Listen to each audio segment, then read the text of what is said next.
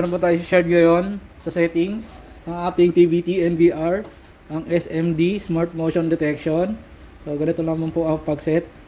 Settings, motion, then piliin nyo lang po yung camera na lalagyan nyo ng motion. Then kung makikita nyo po may mga box, clear nyo lang po, select nyo lang po yung mga gusto nyo lagyan ng motion. Yan, kagaya nyan. Then make sure on nyo lang po yung motion. Sensitivity, depende po sa inyo. Duration, 3 seconds. Pwede po, may pinakamahaba niyan, 30 seconds. Tapos, detection target, people, click nyo lang po yan, then apply. And processing mode, double click nyo lang po yung mga pwede niya notification. Schedule, 24/7, depende po sa inyo. Configuration, check nyo lang po yan. Ito, snapshot, check.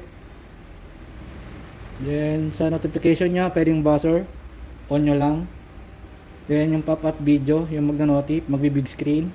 Then, yung ibang notification niya, pop-up message, box, and email. Pwede naman naka-turn off and turn on. Then, apply nyo lang po yan.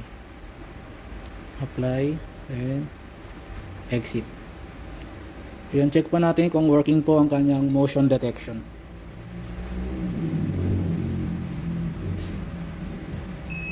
So, working po ang kanyang motion detection. Nakadetect po siya through motion. So, yan po, magpa-pop up yung video niya.